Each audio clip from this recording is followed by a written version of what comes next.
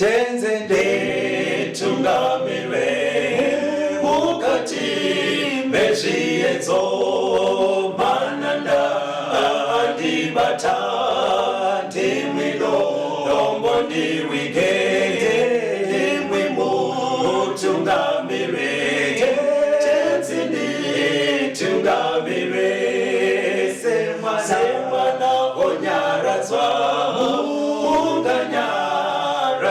nyanza mananda anomunzwa kana matinyarara emwete tenzi wenyanza tenzindi tungamire apo ndasvika nyanza mananda vondishisa andichienda zororo mira kune mwinga andinzwe imwi moti ndinokutumamira. Kwazivai vateereri, tinomuchingamidzai kuchirongwa The Second Coming of Christ chamunopiwa naPastor Gift Rhodzi vekuNorth Zimbabwe Conference, the Seventh-day Adventist Church, pamwe chete namufundisi Caston Betera vekuEast Zimbabwe Conference of the Seventh-day Adventist Church. Mustudio nhasi tina Shailet Chakabveyo ari kutiisira sign language. Fundisi, kwazivai vateereri. Vateereri tinokuchingamidzai. Toda kutenda nhasi paurukuru yedu tine musoro wenyaya unoti Mwari vanoshanda nenguva part 2. Ndizvo mufundisi. Right. Vateereri, hatisati tabva mubhuku raDaniel. Tiri kunyanya kutenderera pana Daniel 8, Daniel 9. Right. Saka tinoda kuti tikasike tapinda muchidzidzo chedu mufundisi. Tangai nekuerenga pana Daniel chapter 7 verse 23 kusvikira 25 kusvika pa 26. Daniel 7 verse 25 na 26. Uchataura mashoko okumhura okumusoro-soro, uchaparadza vatsvene, uye uchatsvaka mano okushandura nguva nemirayiro. Ivo vachaiswa mumaoko ake kusvikira nguva imwe, nedzimwe nguva, nehafu yenguva. Asi kutonga kuchatanga. Vachabvisa simba rake kuti varipedze nokuriparadza kusvikira pakuguma. Toda kutenda. Ndima idzi takambodzidzidza. Zviri kuitika takatarisa kuuya kwaJesu, the second coming of Christ. Mwari akatiti verengai bhuku raDaniel pana Mateo chapter 24. Saka mubhuku raDaniel vateereri munopiwa nhoroondo yenyika ino madzimambo achiteedzana, but zvichitangirwa paumambo hweBhabhironi. Saka umambo hweBhabhironi uchiteedzana kudaro, waifana kuti hweBhabhironi ukapfuura, takazvidzidza kuna Daniel 2. Kobva kwauya hwechimfundisi, kwauya Medo-Persia, kwauya Greece, kwauya Roman Empire. But mukunopera kweRoman Empire muna Daniel chapter 7 yakabva yatsemuka ikaita madzimambo 10. Pa 10 ipapo pane akatanga achita unge wechi11 mumwe mambo akamera. But paaisimuka kuti akurumbire akadzura mamwe madzimambo 3. Akaaparadza. Ndobva kwabva kwasara kuine 7 pane 10 ekutanga. Neiye wechi8 akazosimuka. Yatinoti mazuva ano Europe iriko nhasi. Pakasara nyika dzaiti chimfundisi. Kwaiti Germany, koita Britain, koita France, koita Italy, koita Portugal, koita Spain neSwitzerland. Ndo 7 dzaive dzasara. Wechi8 wacho akazobuda ipapo anowanikwa futi kuEurope. Ndo kunenge nyaya yacho mafambira yaita. Saka paverenga mfundisi manje pari kunyanya kutsanangurwa ushehu hwakazouya huchiteerera Roman Empire. Auneine mamwe madzimambo 7 aya ari kunyanya kuteedzwa nechiprofita ndimambo wechi8 yaimirirwa nekarunyanga. Ndiye ari kunzi akaparadza vatsvene akachinja mitemo yaMwari. Ndo yakabuda muzvidzidzo zvakapfuura kuti ichechi yemakristu ndizvozvo yenge ane muzinda kuRome. Ndo yakaita zvese izvi. But pamazoverenga pabva panzi chichatozomisa kuita kweumambo chechi yemakristu kuuya kwaJesu pachitanga rutongo. Saka zviri kunoti Babylon pastor kana mafamba nematerere. Babylon, Medo-Persia, Greece, Roman Empire, nechechi yemakristu. Pobva paita judgment. But hapasi kunoratidza kuti rutongo rwacho runotanga rii. Ndo pari kubva pabatsira Daniel chapter 8. Hatinzwe ichitaura zvimwe chete pamusoro pechechi yemakristu. Daniel chapter 8. Pastor vachativerengera kubva pavhesi ya23 kusvika pa25. Daniel 8 verse 23. Zvino panguva yokupedzisira youshe hwavo, kana vadariki vazadza chiyero chavo, mambo une chiso chine hasha, unoziva kuita namano akaipa uchamuka. Simba rake richava guru, asi hazvingaitwe nesimba rake chairo. Uchaparadza zvinoshamisa, asi uchafara pane zvose zvaanoita. Uchaparadza vane simba navanhu vatsvene. Zvino nokungwara kwake uchafambisa nhema noruoko rwake. Uchazvikudza mumwoyo make nokuparadza vazhinji vakafara zvavo. Uchamukiravo muchinda wamachinda, asi uchaputswa zvisingaitwe noruoko rwomunhu. Ndo pari kuburitswa semuumambo kana kuti Christian Church ichitsanangudzwa nemamwe mashoko futi kuna Daniel chapter 8. Ndo pari kunobuda ichitanga yataurwa huri umambo hunobatana neRoman Empire. But pari kunoratidza kuti Roman Empire yakabva yasiyira chimuti kune Christian Church. Yasiyirwa chimuti ndo iri kutsanangurwa zvese izvi. Saka zvinhu zvese izvi hazvisi zvinhu zvakanaka kumukristu izvi. Zvekufambiswa kwenhema, zvekumukira muchinda zvakaitwa neRoman Empire, kunyange yakazotambidza chimuti kuChristian Church. Saka pakabva pasara paine nyaya mfundisi, paionekwa muono, prophecy naDaniel. Pavaipa Daniel zvinhu izvi, vaida kudirecta Daniel kuti azive chiri kuvavarirwa naMwari kuti tibate. Saka Daniel aratidzwa zvakashamisika kuti umambo huri kusiyiwa huchiparadza chokwadi chaMwari kudai, zvambonyanyoita sei? Saka pakabva paita ngirozi dzaitaurirana. Kuita sekumuburitsira pachena. Iye achiona ngirozi ndobva dzakutaurira zvikati, nhai varume, izvi zviri kuitwa neumambo zvekuparadza chokwadi chaMwari, huchitsikirira chokwadi chese nekuparadza nzvimbo tsvene yaMwari nezvipiriso zvaMwari. Zvicharamba zvichisiwa zvakadai kusvika rini? Handiri mapabata manje. Saka pakabva papiwa minduro inotibatsira kuti tizive kuti rutongo runotanga rii mushure mekunge Christian Church yatanga kuita mabasa aya. Endai pana Daniel 8 vhesi ya13 na14. Daniel 8 vhesi ya13. Ipapo ndakanzwa mumwe mutsvene achitaura. Zvino mumwe mutsvene zvaakati kuna iye wakanga achitaura. Ko izvo zvakaratidzwa zvichasvika rini? Izvo zvechipiriso chinopiswa nokusingaperi, nokudarika kunoparadza, kuti nzvimbo tsvene nehondo zviregwe zvichitsikwa netsoka. Akati kwandiri, kusvikira madekwana namangwanani ane zviuru 2 namazana 3, ipapo nzvimbo tsvene ichanatswa. Saka mubvunzo rapa ndokuti naimi wedwe, muri kusiyirei umambo huchiparadza chipiriso chaKristu? Takazvidzidza kumashure kuti Kristu paakafa, iye akafira nyika yose, ropa rake rikadeuka. Paakamuka achienda kudenga, akanoita muprista wedu musanctuary iri kudenga. Ndiye anomiririra vanhu. But umambo uri kuratidzwa naDaniel uri kushora zvese izvozvo. Uri kuita kuti instead yekuti vanhu vareverere kuna Kristu, vari kudzidziswa zvekureverera kuvanhu, kunoreurura kumunhu.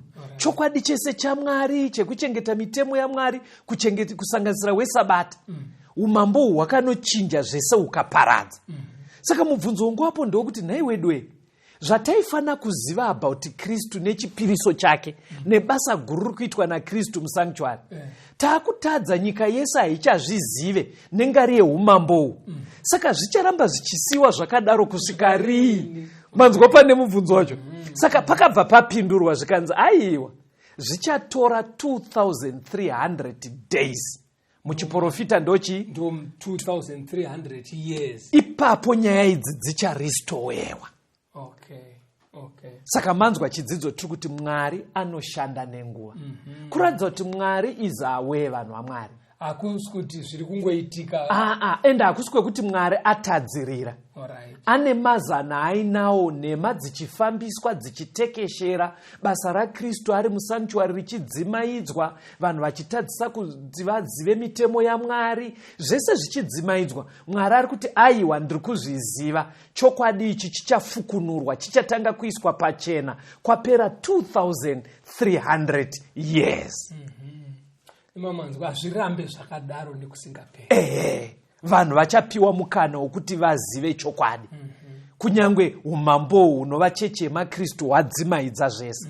Saka patauda kuti tichiona manje, Mwari ari kuita kunge atema nguva. Ameno mambozonere mvundi. Toda kuti tione vateereri kuti ndotsika yaMwari here, kuti pasiri kufamba zvakanaka kana kuti Mwari akatarisa ndudzi dzevanhu, ane kakuvatemera nguva here kaagara achitarisira zvimwe zvinhu kwavari. Ndo zvatoda kuti tione vanhu nevanhu, kusiyana kwavo ndudzi nendudzi. Ndo kaitiro kaMwari here kekuti dzimwe nguva achitoziva hake kuti nhema dzafamba, ane kakutemere kaanoita nguva achitarisira zvimwe zvinhu kuti zviitwe within matime limits. Saka muri kuti mimi vanhu vachirarama, paine zvavari kuita, zvingava zvakanaka kana zvakashata, Mwari anoseta here nguva kuti izvi zvichaitika kusvika pakati. Very good. Toda kuti Bhaibheri ritibatsire dzisave pfungwa dzedu dzekungotaura tiri mustudio. Verengai Genesis 6 verse ya 3. Genesis 6 verse 3. Ipapo Jehovha akati, mweya wangu haungarambi uchigara mumunhu nokusingaperi, zvaari wenyamavo hake. Naizvozvo mazuva ake achava makore ane 120. Nguva yaNoa vanhu vanga vakuita zvinosemesa Mwari. Mwari ndobva aona kuti ichi chimiro chakadai hachidi kusiyiwa chakadaro panyika. Mwari ndobva auya nezano rekuvaparadza. Asati avaparadza, akati ndakumbovapa 120 years. Dzenyasha. Grace period. Kureva kuti haana kuzongoti one day ndichavaparadza nemvura. Haana kuita zvekunge kungovhundukira ba. Akatoseta nguva kuti gandivape grace period ye 120 years. Vagadzirise. Haizi nyaya akangokaruka angofuma mumwe musoti vanhu anda kutovaparadza. Saka uri kuti rewo Kaston kuti tichirarama saizvozvo. Pastor. Umwe neumwe Mwari anogona kutoti uyirega ndimpe makore akati, uyirega ndimpe makore. Ndizvozvo Pastor. Ndizvozvo chaizvo. Ndozviri kutovavarirwa nehurukuro inei kuti tizoti Mwari anoshanda nenguva, even akatitarisa as individuals. Hatione imwe muenzaniso, Genesis 15 verse ya 13 nevhesi ya 16. Genesis 15 verse ya 13. Akati kuna Abrahama, uzive kwazvo kuti vana vako vachava vatorwa munyika isati iri yavo, vachava varanda vavo, vachatambudzwa makore ana 400. 16. Rudzi rwechina ruchadzokera pano, nokuti kusarurama kwavaAmori kuchigere kuzara. Abrahama ari kuudzwa naMwari kunzi vazukuru vako vachaenda kuEgypt for 400 years. Saka nyaya yekuenda kuEgypt hachizi chinhu kuna Mwari chakangoitika chisiri muzano rake. Ari kutotaura kuti vachanogara 400 years. Panopera 400 years, ndoda kumbopa mukana vari kuno kuKenani maAmorites, kuti pa 400 years idzi pamwe vanochinja. Kuri kwekuti havachinje, I know kuti pa 400 years vanenge vazadza kapu yezvivi zvavo. Muri kuona zano raina Mwari. Saka taurai. Ndiri kuona handisikuona vaAmori chete. Kune vaAmori vari kunzi tiri kuvapa makore esaya kuti ivo vasvike panogumira chiyero chavo. Uko vaEgypt vachipuwawo futi same period iyoyo kuti vadzidze kuvaIsraeri kuti Mwari anonamatwa sei. Ndizvo, nekuti vaIsraeri ndo vanga vakaitwa rudzi rwevadzidzisi, mateachers, kuti vatidzidzise kanamatirwo kanofanira kuitwani. Saka pavakaenda kuEgypt 400 years, dzaive 400 years uri mukana kuna Faro nevanhu vake kuti vazive Mwari. Ngatichionai panopera 400 years idzi kuti pane chakachinja here kuEgypt. Exodus 5 verse ya 2. Farao akati, Jehovha ndianiko kuti nditeerere inzwi rake, kuti nditendere vaIsraeri kuenda? Handimuzivi iye Jehovha, nene handingatendere vaIsraeri kuenda. wasted time. Hey. Anafaro ndo vaitungamira maEgyptians. After 400 years, vaine mateachers. Vachiona kwavari vachikopa kuti kana matirwo kamwari kaifana kuitwa sei. Padza kupera 400 years dzichiti gedye, Farao mutungamiri wenyika yacho ari kutoshamisika kuti Mwari ndiani. Andimuziye. Akaramba kusvikira 400 years dzipere. Chinzwai matauriro anoita Bhaibheri richitaura chimiro ichi, kwete kuna Farao ega, but nenyika yacho yese yeEgypt. Kuna Jeremiah 46 verse 17. Jeremiah 46 verse 17. Vakadanidzirako vachiti, Farao mambo weIjipita iguhu zvaro, wakarega nguva yakatarwa ichipfuura. Taurai pastor, panonzwisa tsitsa. Panonzwisa urombo zveshuwa kuti ukanzi Farao kana zvichinzi iguhu zvaro, kureva kuti pakuyerwa hapana chiripo marara. Nemhaka yei akatambisa nguva nemikana yakanga akapiwa. How many years? 400 years. Mwari vanoshanda nenguva. Nemi pamuri kuteerera vateereri, hachisi chinhu chakanaka kuti Mwari even uchiri mupenyu anga atopedza newe kuti uri marara zvako. Pari kutaurwa nyaya ika vari kutoti marara because vari kutoona kuti exactly 400 years dzakutoti gedye, asi haasi kuziva nezvidzidzo zvese zviri kuitika izvi ugopedza gore ungori marara. Saka tatarisa maEgyptians nemaAmorites. Ngatichionai rumwe rudzi futi rwevana veIsraeri nevekubhabhironi. Jeremiah 25 verse 11. Jeremiah 25 verse 11. Nyika ino yose richava dongo nechishamiso. Marudzi awa achabatira mambo weBhabhironi makore ane 40. Mwari ari kutendera kuti vaIsraeri vagonova nhapwa kuBhabhironi. How many years? 70 years. Haana kungotendaiko ndichazofunga mako. Zvaive muzano raMwari zviine nguva. Hatichiverengai Jeremiah 29 verse 10. Jeremiah 29 verse 10. Yes, pastor. Nokuti zvanzi naJehovha, kana makore 40 apera, Bhabhironi ndichakushanyirai nokukusimbisirai shoko rangu rakanaka, ndichikudzoserai kunzvimbo ino. Saka pakapera 70 years vateereri, vana vaIsraeri vakwaJudha vangaenda kuBhabhironi vakabva vadzoka vachibvako. Zviri kureva kuti kudi paBhabhironi pastor? Zviro kuti Bhabhironi yakanga yapiwa mukanaka yekukopa kuna naDhanieri nana Shadrach kana matirwo kamwari wokudenga. But muchiona Bhabhironi yakazoparadzwa, havana kushandisa 70 years idzodzo. Mwari vanoshanda nenguva, even kwatiri individuals. Verengai Matthew 1 verse 17. Matthew 1 verse 17. Yes. Naizvozvo marudzi ose kubva kuna Abrahama kusvikira kuna David aiva marudzi ane 14. Kubva kuna David kusvikira pakutapwa Bhabhironi marudzi ane 14. Kubva pakutapwa Bhabhironi kusvikira kuna Jesu Kristu marudzi ane 14. Muri kuona here vateereri kuti tisingaise madheti nenguva zviri kuita kunge Mwari anoshanda nenguva. Nekuti zviri kunzi kubva pana sekuru Abrahamu tofamba kusvika pakauya mambo David, hanzi pane 14 generations. Tobva pana David kusvikira vana vekwaJudha pavakaenda kuutapwa kuBhabhironi, hanzi pane 14 generations. Kubvira pavakabva kuutapwa kuBhabhironi kuuya panguva yaJesu, hanzi pane 14 generations. Imi mamusi kuona here kuti Mwari ari kuita unge anotori nekaurongwa kakarongeka kaari kudhila nenyika inoyi.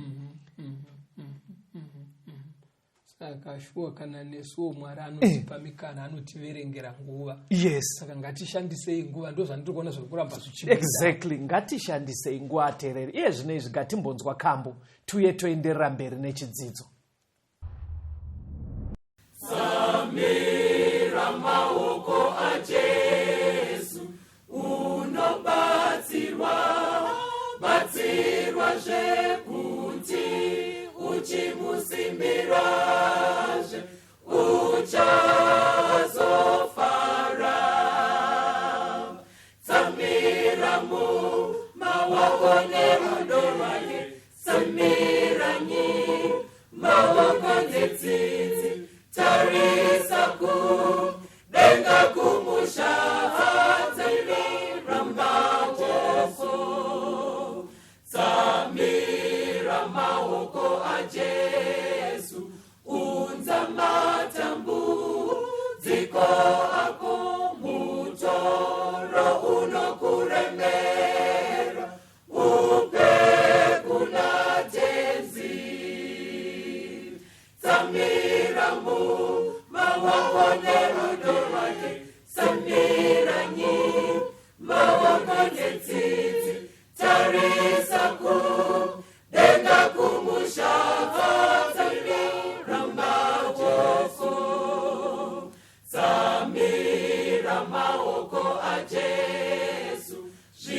achisiya zvese Mwari ane mutsa ane rudozve anoona zvese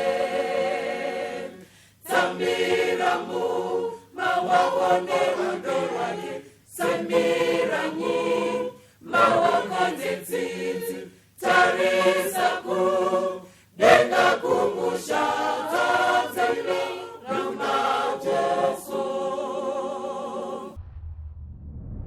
tinomuchingamidza yevateereri tichienderera mberi nehurukuro yedu. Mwari anoshanda nenguva. Zvataona muchikamu chapfuura vateereri, tinoimba muri kunyorawo mavhesi aya, taona kuti Mwari vari kushanda nenguva munhoroondo dzebhaibheri. Chazoita kuti tisvike pachidzidzo ichi, mushure meRoman Empire, umambo hwakateera ndeichechi yemakristu yakaonekwa muna Daniel ichivhiringidza basa raKristu. Ndobva paita mubvunzo wokuti zvicharamba zvichisiwa zvakadaro kusvika rii? Daniel 7 ikati pachaitwa rutongo, Daniel 8 ikati nzvimbo tsvene ichanatwa. Zvikanzi zvichagadziriswa rii? Zvikanzi panoda 2300 years. Saka ndopataona kuti kanga kasiri kekutanga kuti Mwari apota achipa nguva. Vanhu venguva yaNoa akavapa 120 years. MaAmorites aive muKenani vakapiwa 400 years. MaEgyptians akapiwa 400 years. VekuBhabhironi vakapiwa 70 years. Tauda kuona vaJudha vabva kuBhabhironi vane imwe nguva yavakapiwa here? Daniel 9 verse 24. Daniel 9 verse 24. Vhiki dzina 40 dzakatemerwa vanhu vako neguta rako dzvene, kupedzisa kudarika nokugumisa zvivi, nokuyananisira zvakaipa, nokuuyisa kururama kusingaperi, nokusimbisa zvakaratidzwa nouprofita, nokuzodza nzvimbo tsvene-tsvene. Vanhu vevaJudha vabva kuutapwa Daniel anamata, akabvaudzwa zvikanzi, aiwa, vaJudha hatina kuvakanganwa, tiri kuvapa 490 years. Dziri kubva papi 490 vateereri? Bhaibheri rati vhiki dzine 40 kureva 70 weeks. Saka tinodzichinja sei kuisa mumadays 70 weeks? Tinotaimusa 7 days dziri muvhiki na 70 tobva taita 490 days. Right. Asi sezvamunoziva vateereri kuti mukudzidza kunoitwa chiprofita, zuva rimwe chete kana rikataurwa nezvaro chiri chiprofita rinomirira gore. Saka 490 days dzinobva dzaita 490 years dzakapiwa vanhu vevaJudha vatobva kuutapwa. Dzaive dzekuti vadii pasta? Mwari aipa kunge nyasha kana mukana kuvaJudha kuti vagadzirise vafambe sekudaidzwa kwavo. Right. Sevanhu vakanga vatsaurwa kuti vave vadzidzisi vekudzidzisa dzimwe ndudzi kana matirwo kaMwari. Saka sekunge here 490 years dzekuvapolisha, kunyatsovanatsa pabasa ravaiva sarudziro. Kana muchida pindai paprogram iyi toda kuiita within 490 years. Saka 490 years muchidzidzo chapfuura takaona kuti dzinotanga kuverengwa mugore rakapa mambo Atashasta chirevo kuna Ezra 7 ukoko. Gore racho raive chizvi pasi 457 BC. Saka ngatichionai kuti vakashandisa here mukana ivo vanhu vechiJudha. Verengai kuna Romans chapter 9 verse 3 kusvikira pavhesi ya5. PaRoma 9 vhesi ya3 kuenda pavhesi 5. Nokuti ndaida kuti ini ndimene ndive munhu wakatukwa, wakaparadzaniswa naKristu nokuda kwehama dzangu, ivo vorudzi rwangu panyama, ndivo vaIsraeri, kuva vana, nokubwinya nesungano, nokupiwa murayiro nokunamata Mwari, nezvipikirwa ndezvavo. Madzibaba ndeavo, naKristu wakabva kwavari panyama, uri pamusoro pavose. Mwari unokudzwa nokusingaperi. Amen. Muri kunzwa here zvekutaurwa naPauro? Ari kuti pandinotarisa nyaya yevaJudha inondirwadza. Hanzi chainondirwadzira ndechekuti ava vaJudha kutaura chokwadi ndo vatonyatsori vana vaAbhurahamu paropa chaipo. Ropa rinofamba mutsinga mavo. Ndo vakatambidzwa mitemo chaiyo. iye ine gumiya ndovakadzidziswa nyaya dzekunamata ndobva vadzidziswa nyaya dzekunamata dzese dzesanctuary zvikanzi madzibaba ndavo kureva ana Isaka vaiva tinotaura ana Jakobho nana Isaka ropa ravo chairo nderechijudha zvikanzi pamusoro peizvo zvika iye Jesu akabva kwavari Jesu aive mujudha pastor manzwa here zvandata aitova mujudha panyama kudzinza rake ndo zvaaitova. But zvadaro manje inzwai chairwadza Pauro pana John 1 verse 11. Yes, John 1 verse 11. Yes. Wakauya kune zvake asi vanhu vake havana kumugamuchira. Riri kuti manje apo Jesu kunyangwa akaberekerwa mudzinza revaJudha. Right. Mudzinza macho maakaberekerwa imo vakamuramba havana kumugamuchira. Pamakore 490 aya vakapiwa aya ndo angatonzi naDaniel 9 verse 24 toda kupedzisa nyaya yezvivi toda kugadzirisa zvinonzi kururama kuburikidza naJesu. Saka Jesu acho akatoya within makore iwayo but vakashandisa mukana here vanavo hanzi akauya kune vekwake asi havana kumugamuchira vakamuramba saka havana kushandisa mukana.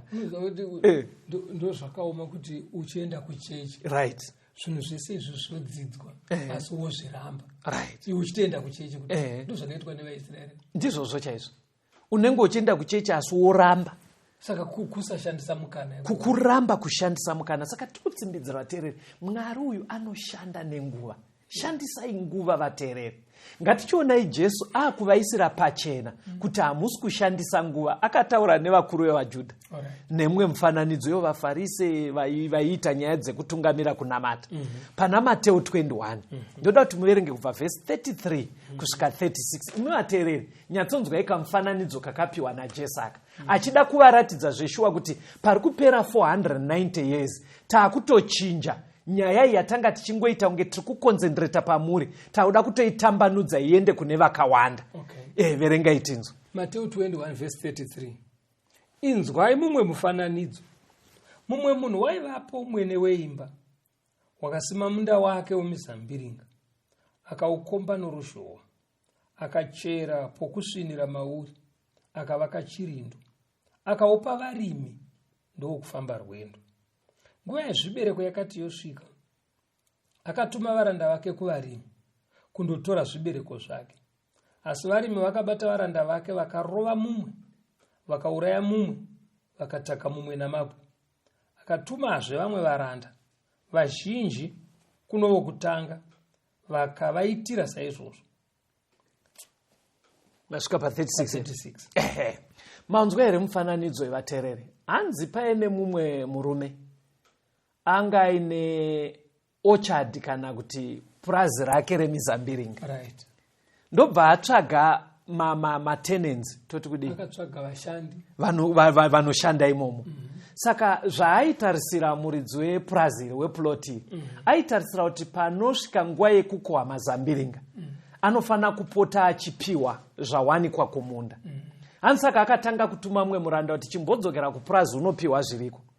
Hanzi pavakaona muranda uya vakamurova. Ndobva atumira mumwe pastor handobva wamurova. Ndobva aramba achitumira vamwe karuke vakutourayiwa varanda vaya nevanhu vaaisa kuti vashande mupurazi. Verengai tikondinye nemufananidzo pavhesi 37 usvike pavhesi 40. Mateo 21 verse 37. Zvino pashure akatuma mwanakomana wake kwavari achiti, mwanakomana wangu vachava nehanya naye. Asi varimi vakati vachiona mwanakomana vakataurirana vachiti, uyu ndiye mugari wenhaka, uyai timuuraye titore nhaka yake. Zvino vakamubata vakamubudisa kunze kwomunda wemizambiringa vakamuuraya. Zvino kana mwene wemunda wemizambiringa achizouya, uchaiteiko navarimi vavo? Hanzi muridzi wepurazi ndobva ona kuti kamufananidzo kari kupiwa vateereri. Hanzi akazotuma mwana wake mukomana kuti enda kupurazi unoona kuti zviri kumbofamba sei uye nezvakohwewa uye nazvo. Hanzi vaive papurazi pavakaona mwanakomana wacho achiuya vakabva varangana zvikanzi iwi ndiye muridzi wepurazi rino, nhaka ino ndeyake, ngatimuuraye tibva tatora purazi racho rese. Saka pabva papera uri mubvunzo mufananidzo. Jesu aitotaura nevakuru vevaJudha ipapo zvikanzi nhaimwe vakuru vevaJudha muridzi wepurazi akazoenda aega kupurazi kuya kufunga kwenyu anonoitei, kunobuda chakanaka here nevanhu vari kuita zvakadai vaakaisa mupurazi macho. Aitaura nevakuru vevajudha, ngatinzwe kuti vakapindura kuti kudii. Verengai tinzwe kubva pavhesi 41 kusvika pa43. Mateo 21. Yes. Vakati kwaari, uchaparadza kwazvo vanhu avo vakaipa, akaisa vamwe varimi mumunda womizambiringa, vachazomupa zvibereko nenguva dzazvo. Jesu akati kwavari, hamuna kutongorava here pamagwaro panoti, ibwe rakarashwa navavaki ndiro rakazova musoro wekona. Izvozvo zvakaitwa naShe zvinoshamisa pameso edu. Naizvozvo ndinoti kwamuri, muchatorerwa imi ushe hwaMwari, ukapiwa vanhu vanobereka zvibereko zvavo. Saka ari kutaura nevajudha avabvunza, zvika naimi kufunga kwenyu anosweta sei nevashandi vari papurazi. Saka varume vaya vatungamiriri vajudha vaivepo vakabva vapindura zvikanzi anongovabvisa akauyisa vamwe vashandi vanonyatsoita zvaanoda. Zvikanzi exactly ndo zviya zvakataurwa naIsaya kuti ibwe rakazvidzika iri munorishora, but ndo rinomisa imba kuti isvike. Ari kutoti kuvaIsraeri, muri kundishora inini. Ndini ibwe rinomisa chiIsraeri chenyu, chinamato chenyu. Sei muri kundiramba? Abva azotaura direct kwavari. Zvikanzi varume, kukuudzai chokwadi, umambo hwamamapiwa sematicha huchatorwa kubva kwamuri hupiwe kune vamwe. Saka panapa Mwari aitoburitsa pachena chaapira mufananidzo. Anga ari kuzviona kuti nguva yakaprofitwa naDhaniel ye490 years yanga yakunopera pasina shanduko kuvanhu vechiJudha. Saka ari kuvaisira pachena kuti zano rina Mwari ndo ramapindura mega, rekuti Mwari achachinja vashandi oisa vamwe vashandi. Saka kureva kuti vanhu vechiJudha Mwari havana kungoramba vari special people yaMwari nekusingaperi. Ndoda kuti pfungwa iyi ibatwe nevateereri. Yaitova nezano re490 years, failure of which Mwari anotsvaga vamwe vanoita basa rekuva vadzidzisi raakanga avatsaurira. Right. Chinzwai manje pavakaudzwa nyaya iyi pavhesi ya45 na46 vakaita sei pana Mateo 21 ipapo. Vaprista vakuru navaFarisi vakati vachinzwa mifananidzo yake, vakaziva kuti unovareva ivo. Zvino vakatsvaka kumubata, asi vakatya vanhu vazhinji nokuti vakanga vachiti muprofita. Vototsvaka kumuuraya futi. Vakatoziva kuti ari kurehwa apa ndisu. Because vineyard ka mundo wemizambiringa Isaiah 5:7 inoreva kuti imba yaIsraeri. Ivo ndo vaivatungamiri vanzi vabatsire rudzuru kuti vanyatsova vaticha anodzidzisa ndudzi dzese vhangeri. Saka pakanzi Mwari achakuchinjai oisa vamwe, akatoziva kuti zviri kurehwa neBhaibheri kuti Mwari aive nezano rekuzosudurudza vanhu vechiJudha, otora vamwe vasiri vechiJudha kuti vaite basa revhangeri. Saka muri kuona titoriwo mustudio. Izano raive naMwari rekuti uspecialness hwemaIsraelites, teererai vateereri, hwanga husiripo nekusingaperi, kuri kwekuti havasi kuteerera Mwari. Waive conditional kuti pa490 years ngavaburitse mafruits, ngapaite michero yekuratidza kuti vari kufamba muzano raMwari. Nekuti vakatadza kudaro Mwari aizopfekera vamwe muzano iroro. Saka chiverengai munzwe kuna Luka 19 vhesi ya41 kusvika pa44 inoti kudii? Luke 19 vhesi 41. Zvino wakati aswedera pedyo akaona guta, akachema pamusoro paro achiti, dai waiziva iwe zuva rino zvinhu zvingakupa rugare, asi zvino zvakavanzirwa meso ako, nokuti uchasvikirwa namazuva auchavakirwa nawo muchinjiziri navavengi vako. Vachakukomba nokukumanikidza pamativi ose. Vachakuparadzira pasi, iwe navana vako mukati mako. Havangaregi mukati mako ibwe rimwe riri pamusoro perimwe, nokuti hauna kuziva nguva yokushanyirwa kwako. Jesu akupinda muJerusarema kekupedzisira ari pamusoro pechikomo, achiona guta reJerusarema yanzi akachema. Ndo paakataura mashoko averengwa namufundisi zvikanzi, dai muri kuziva even nhasi zvinhu zvinoita kuti murambe muri guta rakanaka, but zviri kuramba ndiri kuona pamberi apo Jerusarema uchizokomberedzwa nehondo ende uchiparadzwa nevanhu vari mukati muchipiswa nemoto. Hakuna dombo riri kuzosara riri pamusoro perimwe dombo. Aiprofita zvakaitika muna AD 70. Jerusarema parakaparadzwa naTitus, mukuru wehondo yevaRoma. Zvikanzi chakonzera kuti musvike pakuti muzoparadzwa imimi vanhu vechijudha, abva apa reason yacho pavhesi 44 hanzi nekuti hamuna kuziva nguva yekushanyirwa kwenyu. Kuti uku pastor kuti makatarirwa nguva. Yes. Imimi hamuzvizivi kuti nguva yedu iri kupera rini. Right. But chinokosha hakusi kuziva madhete ekupera kwenguva. Kuita zvinodiwa. Kuita zvinofanira kuitwa zvacho. Yes. Hatima hamuna kuzviita. Yes. Saka nguva yenyu payakapera tsaona yakabva yakuwira. Iri kubva yatouya. And zveshuwawo Jerusarema nevanhu vaivemo vakaparadzwa muna AD 70 kwezenge kwakumberi hako. But nyaya yavo yakatodeterminwa vachiri mu 490 dzavanga vatemerwa naMwari. Ngatichingoona kupera kwakaita makore aya. Nekuti pastor kubva pana 457 BC ukaedhera 490 years dzinosvika pana AD 34. Okay. Ndauda kuti muverengere vateereri kuti chii chakaitwa chakaratidzwa nevaJudha kuti varamba vagumisa nguva yavo yenyasha. Verengai pana Acts 7 verse 58. Mabasa 7 verse 58. Vakamubudisira kunze kweguta ndokumutaka namabwe. Zvapupu zvikaisa nguo dzazvo patsoka dzejaya rainzi Sauro. Acts 8 verse 1 na 2. Sauro wakanga achitenda kuurawa kwake.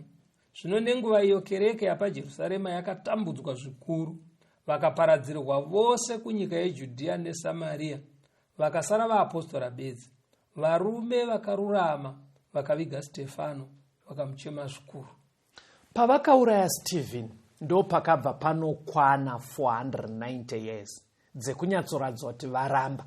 Jesu hongu vakamuuraya pakati pevhiki AD 31.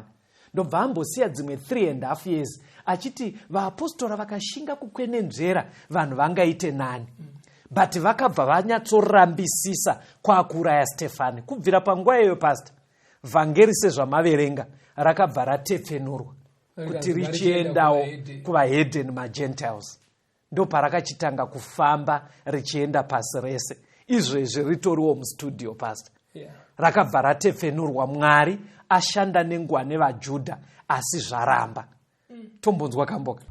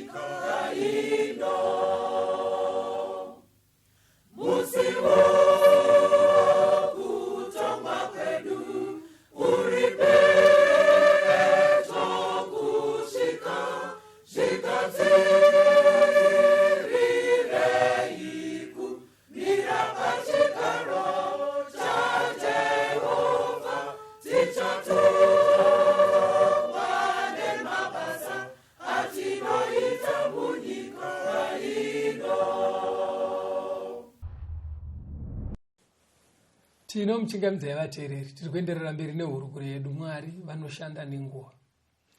Toda kutenda muzvikamu zvapfuura taona Mwari vachishanda nendudzi zvichiratidza kuti Mwari vane nguva. Nguva yaNoa vakapiwa 120 years, vekuEgypt vakapiwa 400 years, maAmorites 400 years dzekukwenenzverwa kuti vazive Mwari. Babylon ikapiwa 70 years. Ndobva taona vaIsraeri vachibva kuBhabhironi vadzoka kumusha kwavo. Ndobva vatemerwa dzimwe 490 years dzekuti vakwenenzverwe pazano raMwari. Dzakasvika pakunopera muna AD 34 pasina kuita michero yaitarisirwa naMwari, kusvikira Mwari achitendera vhangeri kuti munhu wese anoda kutora mukana wekuva mudzidzisi weshoko raMwari nekurarama nekunamata zvinodiwa naMwari aite zvimwe chete. Saka tauda kutiona kuti mienzaniso yatatora mishoma. Ko in summary Mwari ane zano ripi nendudzi dzose? mapabata zvakanaka kuti mangotora vaIjipti vaAmori vaBhabhironi vamwe vese nesuwo isusu vamwe vese ndopatauda kuenda kuti sezvo akachitendera vhangeri kuti tese tigonewo kuva vadzidzisi veshoko kana taita zvinodiwa naMwari. Ane zano ripi? Nekuti vamwe aita unga ari kuvatemera nguva. Kunouku kundudzi dzimwe dzese tiri kufanira kungorarama here kana kuti zvine nguva futi? Saka muenzaniso watoda kushandisa pastor ndewe Pauro paanga akuparidza achitenda kundudzi dzakasiyana. Kumwe kwacho kwaakasvika kuGreece, kuAthens, kwaitova nevanhu vaitoitawo kanamatiro kavo. Saka ane kuparidza kwaakavaitira kwatinoda kuti tingoti teedzei muchikamu chino. Kunowanikwa kuna mabasa 17. Verengai kubva pavhesi 16 kusvika pa20. Mabasa 17 verse 16. Yes. Zvino Pauro achakavagarira paAtene akanzwa shungu pamwoyo achiona kuti guta rizere nezvifananidzo. Naizvozvo akataurirana musinagoge navaJudha navainamata Mwari napadare zuva rimwe nerimwe navanosongana navakasongana navo. Zvino vamwe vakachenjera vavaEpikuro navaStoiko vakaita nharo naye. Vamwe vakati, ko uyu mutauri wezvisina maturo unoda kureveiko? Vamwezve vakati, unenge muparidzi wavamwari vasingazikamwe, nokuti wakavaparidzira Jesu nokumuka kwavakafa. Zvino vakamubata vakamuisa paAreopago vakati, ngatinzwevo kuti kudzidzisa uku kutsva kunotaurwa newe ndekweiko? Nokuti unoreva zvimwe zvinoshamisa panzeve dzedu. Naizvozvo tinoda kunzwa kuti zvinhu izvi ndezveiko. Paul ari paAthens akamirira shamwari dzakana Timoti nanaSirasi kuti vasvike. Hanzi paaitenderera muguta iri akanyatsoona kuti vanhu vaivemo vaiita zvekunamata. Nekuti aiona atari dzakanyorwa ipapo dzimwe dzakanzi kuna Mwari vasingazikanwa. Saka vaaisangana navo vese aibva atanga kudzidza navo vhangeri. Saka paaidzidza navo vhangeri muguta umaive nemapoka mairi akakurumbira vainzi vaStoiko nevaEpikuro vaive nemaitiro avo. Saka ndobva vamudedza zvikanzi iwe zvizvo unotaura iwewe, toda kuti timbokunzwa iwewe. Zvikanzi it's okay. Saka vane muzinda wavo mukuru waita unge horo yekupota muchinoita anenge madhibheti kuitira kuti ane pfungwa nyowani dziri kukurumbira mazuva iwayo dzinzikwe. Saka vakati uyu zvaanotaura asati azvinzwa. Saka aenda vakabva vamutarira zuva rekuti aendemo. Vainzi vaStoiko vaatereri iboka revanhu vaita, ndikati munhu anoita zvekunamata ndoti chii, ndoda vara rechirungu iri pastor ndisire mushona kuti men are religious. Kuti munhu wese ane kanamatiro kake. Saka vainzi vaStoiko vaive nedzidziso yekutenda kuti God is in everything, kuti chinhu chese pachiri chinogona kutove Mwari ukada kuchiyerisa.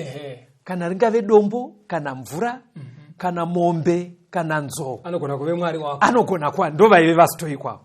VaEpikuro manje vaitenda kuti Mwari ariko akasika. But vaiti asika akabva asiya nyika kuti chizvionerai, haasisiri involved nezviri kuitika panyika. Anotoshamisikawo mukasaita zvamuri kufungawo. Akangokusiyai makadaro kuti muchimaneja muchingozvionera hameno kwamunosvika. He is no longer involved. Ndo raive boka racho iri. But vaine kanenge kakunamatana. Saka vakamutarira zuva kuti toda kukunzwa. Ngatichinzwa paakapiwa zuva rekuparidza pana Acts 17 kubva pavhesi ya22 kusvika pa26. Mabasa 17 verse 22. Zvino Pauro amire pakati peAreopago akati, imi varume veAtene, pazvinhu zvose ndinoona kuti munonamata zvikuru. Yes. Nokuti ndakati ndichipfuura ndichicherechedza zvamunonamata, ndakawanawo aritari yakanyorwa kuna Mwari usingazikamwe. Zvino chamunonamata musingachizivi ndicho chandinokuparidzirai. Mwari wakasika nyika nezvose zviri mairi, iye tenzi wedenga napasi. Haagare mutemberi dzakaitwa namavoko, haashumirwi namaoko avanhu, saachinge achishayiwa chinhu, zvaari yamene unopa vose upenyu nokufema nezvose. Wakaita marudzi ose avanhu achibva kuno mumwe chete kuti agare pose panyika, ambotara nguva dzavakatemerwa nemiganhu yokugara kwavo. Saka apiwa mukana ari kubva atanga zvikanzi varume imimi vepaAthens kutaura chokwadi ndaona munonamata. You are religious. Iye pastor munomboziva kuti munhu wese ane kakunamata. Even imimi vateereri unogona kuva usingaende kuchechi, but pamwe paya pamune muchiti vari kumhepo mutione ndokanamatiro kako vakatungamira mutione muchidaro. Maybe chinoda kutongoitwa kwamuri vateerereka sezvakaita Pauro kuti tikwenenzverane tinyatsoziva chinoda kunamatwa nekanamatiro kanofanira kuitwa. But kutaura chokwadi vazhinji vedu vateereri we are religious, tine rimwe simba ratinobhilivha kuti ririko. Saka akabva atanga kuvaudza zvikanzi ndazviona kuti mune kakunamata. But pamune muchiti vari kumhepo muchiti kuna Mwari asingazikanwe paya zvikana Pauro chimirai ndikubatsirei kuti muzoti Mwari chaende upi. Ndobva avaudza zvikanzi Mwari chaye ndaakasika, anotipa kufamba, anotipa kufema, anotinaisira mvura. Iyeye ndiye Mwari manje akuvaisira pachena. Munoziva kuti pane dambudziko kunyanya munyika yatinogara pasi. Vanhu havasati vakuziva kuti anonaisa mvura ndiani. Kunyanya kune vanotungamira vanodaro unogona kuona vanoita mimwe mitambo mikwerera pachiri kuda kuti panyatsojekera vanhu vachiti pachikuda kuti pajeka. Zvika naPauro aiwa Mwari akasika ndiye anonamatwa, ndiye anonaisa mvura, ndiye anotipa upenyu. Pauro akabva enderera mberi zvikanzi kuwanda kwaita ndudzi panyika kuwanda hadzo asi dzakabva pamunhu wane Adamu. Ndiadamu ari kuvaparidzira manje zvikanzi Mwari yeyeye musafunga kuti haasisiri involved because veapikirioka vaifunga kuti akangosiya. Zvikanzi pamunoona mvura ichinaya mwaka wega paya muchifema kuratidza kuti ari involved, ari pakati pedu. Apedza kudaro manje zvikanzi asika ndudzi idzi dzakawanda kudaro nokuti toda kuona kuti Mwari ane zano ripi nendudzi. Ndobva aenderera mberi zvikanzi munomboziva here kuti ndudzi idzi Mwari akadzitemera miganhu nenzvimbo kwavanogara nenguva dzavo, idzo ndudzi idzi. Zvikanzi akavatemera miganhu nenguva. Amenoti mapadzwa irapo kurava kuti vanhu vamwe nevamwe kwavari kugara. Yes. Vanhu kana vachiti ino ndo nyika ndo nyika yana Dewa, ndo nyika yana Mziwa. Miganhu yavakatopiwa na miganhu yakatoitwa naMwari haisi problem bakuti kune kunonzi kuLibya, kune kunonzi kuChina nekuRussia. Haisi problem bakuti kune kunonzi kuMashonaland nekumaTebeleland. Haisi problem bakuti kune kunonzi kwaRusapi nekunonzi kuHwedza. Mwari ndiye akatema miganhu ipi iyoyo. But hanzi mukutema kwaakaita miganhu ndoda kuti muchinzwa kuti aida kuti zvidii. Verengai verse 25 na 26 kusvika pa verse 26 na 27 yamabasa 70. Wakaita marudzi ose avanhu achibva kuno mumwe chete kuti agare pose panyika, ambotara nguva dzavakatemerwa nemiganhu yokugara kwavo kuti vatsvake Mwari, zvimwe vamutsvangadzire vamuwane, kunyange asiri kure nomumwe wedu. Hanzi peposi yacho ina Mwari zano hombe rainaro kuti ndudzi dzese idzi dzitsvangadzire Mwari. Hanzi haasitori kureba, anowanika Mwari uyu. Muri munyika yenyu. Muri tori munyika yenyu. Vaepikirio vaita aenda ka. Haasisiri involved. Zvikanzi aiwa haasi kure sezvamunofunga. Wekuti tingoti ameno vari kumhepo ndiMwari anotowanika tikamutsvaga. Chiteererai apa pastor. Mukapabata ndoda kuti muzoudza vateereri pajeki. Hatione ndudzi dzekutanga. Mwari ndiye akatemera vaIjipita kwekugara. NevaAmori. Nevekubhabhironi. Asi mazvione roti akatendera vazukuru vaAbhurahamu kubva kuKenani vakaenda kuIjipti 400 years. Kuti vazive Mwari. VaIjipiti vamuwane. Ana Farao vakawesta nguva. Ndiye akatendera kuti ana Daniel, Shadrach, Meshach vaende kuBhabhironi 70 years kuti ana Nebukadnezar vatsvangadzire Mwari vadi vamuwane. Ndo zvaachiri kungoita nendudzi. Mukuidzwa nyaya choka. Saka pandinoda kuuya manje pane kutaura kunouya muvanhu kwekuti haiwa zvechechi zvakaya nevarungu. Saka ndatanga ndapa maexample yekuti muone kuti kuBhabhiloni zvakatenda naDaniel, kuEgypt zvakatenda nana Jacob. Itori zano raMwari pastor nemuatereri varungu vacho vatouya nevhangeri kanenge kakutransfer vanhu kaya itaimi dzinenge dzakwana dzaMwari dzaari kutozva kuti rudzuru pastage yavave ngavachiziva Mwari. Ndine maexample andinawo pastor. Pane murume ainzi Robert Morrison. Muna 1807 Robert Morrison ndiye akatanga kuenda nevhangeri iri ratiri kutaura muno mustudio achienda naro kuChina. Manzwa here? Sezvaingoitwa vana Jacob vachienda kuEgypt kuti vekuChina varinzwe. Kune mumwe murume futi ainzi William Carey. Muna 1793 ndiye akatanga kuenda nevhangeri kuIndia. Kuti vekuIndia vanzwewo. Mienzaniso yandingori nayo itorimo muhistory yekuti muatereri munogona kunozvitsvaga. Zvekuti munogona kutotsvaga mimwe mienzaniso inoenderana nekunharaunda kwamuri. Saka haisi nyaya yekuti ungabva wavhika muterero uchiti kwani tine maitiro ataita isu nana sekuru vedu, izvi zvazoya manje nananhingi. Ndo zviri kutaurwa neBhaibheri kunzi itori tsika yaMwari yekutemera ndudzi nendudzi miganhu nenguva. Chisai kuatereri edzai kutsanangura pfungwa vatereri ndekuti vanhu ndudzi nendudzi kana kuti madzinza kana kuti dzimhuri kana dzinyika kana maindividual. Pane nguva dzinotarwa naMwari kuti uyu kauyu pagore rakati mwedzi wakati anofanira kusangana nanhingi kuti anzwe kuti ndiriko uye ndinonamatwa sei. Ndosaka muchiona kune imwe nzvimbo kunongotumirwa ticha kana umwe mupurisa anongotransfewa nebasa kuti aende nechiedza ikoko. Kana umwe mukomana anouya ari webasa kana musikana webasa sezvakaitwa kumba kwaNamani. Kana kuti Mwari achiona kuti zvinenge zviri kunonoka anogona kungovhura chirongwa mustudio chekungoti makore matatu aya akateerana ndoda kutaura nevanhu ava. Vamwe vagozvinzwa vari musango muchakasara pakaredhiyo kari kuiswa bhatiri nesola. Mwari agotaura nevanhu vake achiitira kuti vamuzive vateere chokwadi. Zvekuti vateere kana muri kunyatsonzwa uri kureika hazvinyatsoratidze kuteerera Mwari kuti urambe uchiti zvevhangeri zvakaya nevarungu tine maitiro ataita. Patateedza nyika dzese idzi tatoona kuti vane zvavaita. Asi Mwari kana nguva yakwana ovatumira vanhu vanovadzidzisa. Saka kubvira vaJudha pakakwana nguva yavo Mwari akatendera kuti vhangeri wese anoda kuteerera Mwari unogona kuvawo mudzidzisi wemuvakidzani wako. Saka ngatiteererei Mwari. Chiverengai vhesi 28 na29 pana mabasa 17. Vhesi 28. Nokuti maari tino upenyu tinofamba tiripo sezvavakareva vamwe vanyori venziyo dzokwenyu vachiti nokuti tiri rudzi rwakewo.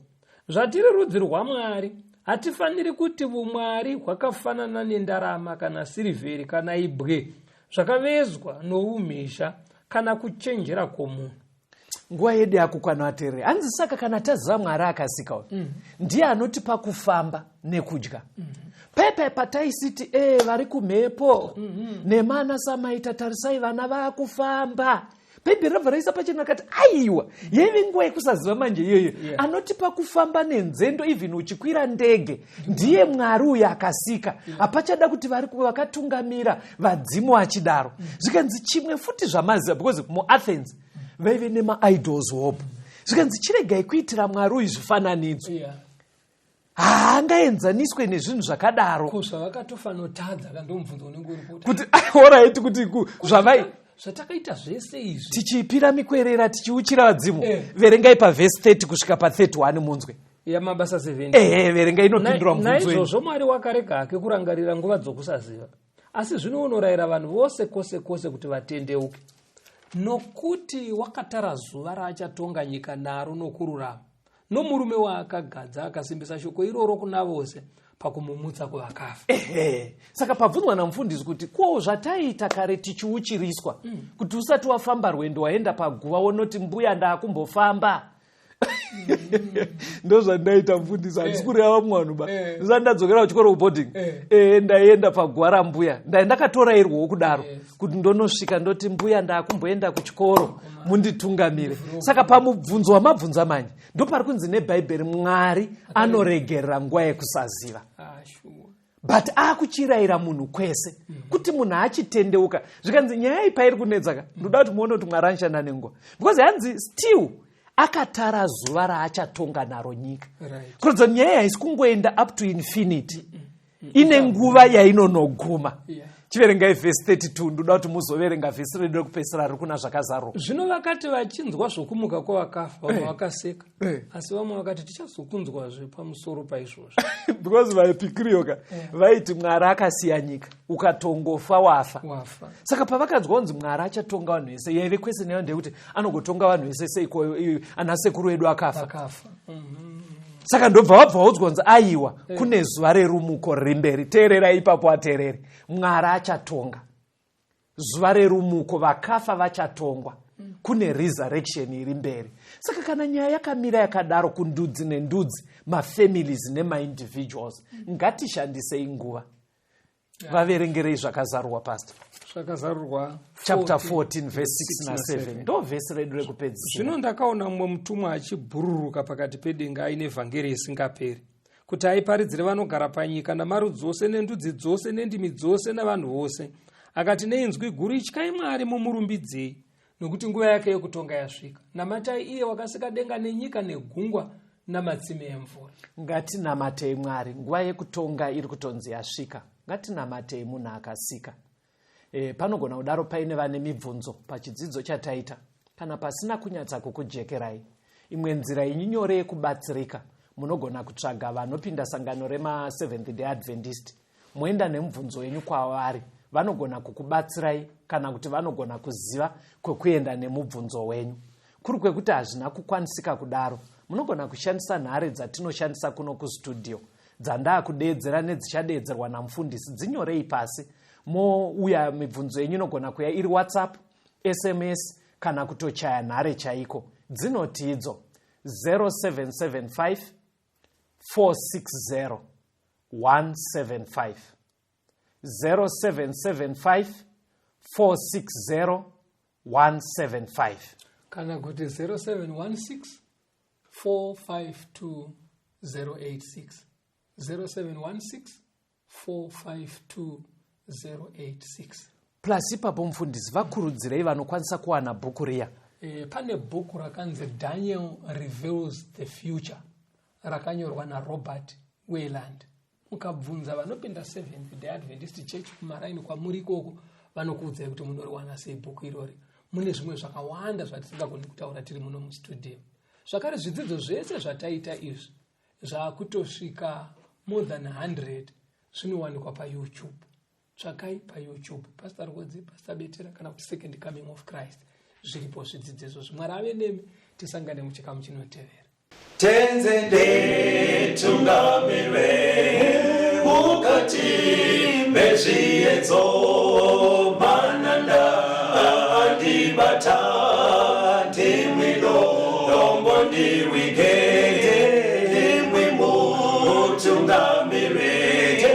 Tenzende tungamire semana onyaradzwa unganyara nyanza mananda anomunzwa kana matinyarara emwe tenzi wenyanza tenzini tungamire apo ndasvika nyanza mananda ondishisa